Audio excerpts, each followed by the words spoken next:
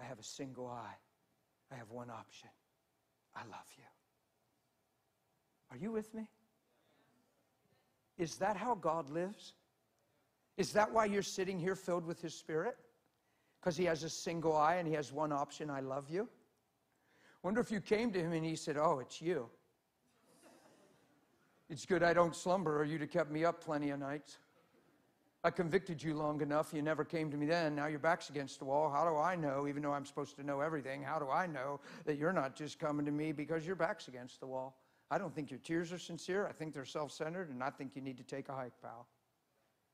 Wonder if God talked to men like that. But He can't, because He's love.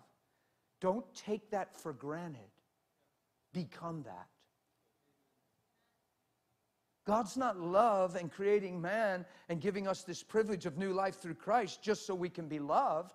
It's so we can manifest that, so we can become that, so we can become love. Listen, I'm a firm believer of this. The goal of our instruction is love. 1 John 2 says, if God loved us this way, ought we not love one another? In 1 John 3. In 1 John 2 it says, a man who loves his brother has no cause for stumbling because of him. That means there's nothing he could do to make you fall. Ain't that something? The goal of our instruction is love. That means the purpose of the commandment is love. That if I miss love, I've missed the whole point of the gospel. And the whole reason Jesus died, to restore me back to being loved, and being loved is lost. And all of a sudden, I don't even fulfill what He paid for.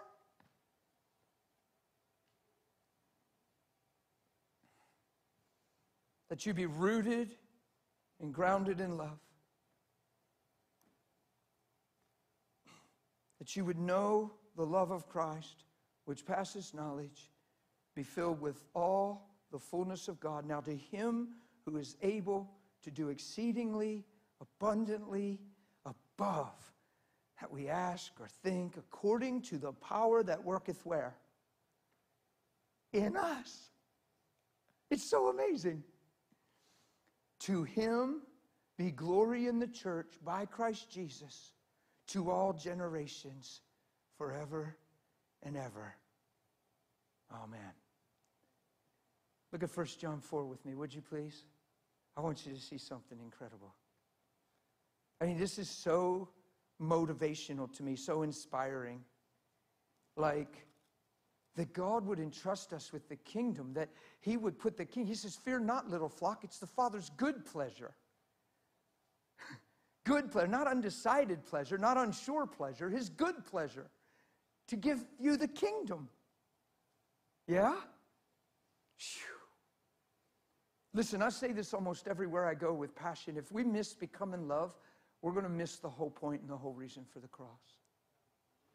The finished work of Christ is not fulfilled when a man prays a prayer to go to heaven. The finished work of Christ is fulfilled when a man's nature is restored back to love. When his life looks like Jesus. Christianity is not church attendance. But we're not to forsake the assembling of ourselves together. But Christianity is not church attendance. Christianity is not serving within church. Christianity is Christ-likeness. Yeah? And you want to be very sure to pursue Him and live Him. Watch the paradox of this. This isn't condemning, it's just sobering. You can just think it's church attendance. You could just say, well, my kids are going to church. And you can take your kids to church. That's great. But if you're not pursuing Christ and living Christ-like and taking accountability for your life, your actions, living humble before them and repentant and showing them who Christ is, then you're teaching your children without saying it that church attendance is Christianity. Because it's not relevant under our roof. Come on. Ooh, that just, wow. You all right? Some of you aren't. No, you perceive things when you're up here. That one didn't fly well. What an honor to manifest Christ in your life. What an honor when people are doing wrong to manifest Christ in the face of it and not fall apart and become a product of wrong.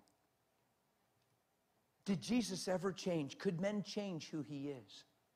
Did men have the power to change the Lord? That's why He's still changing men. Come on, that's so good.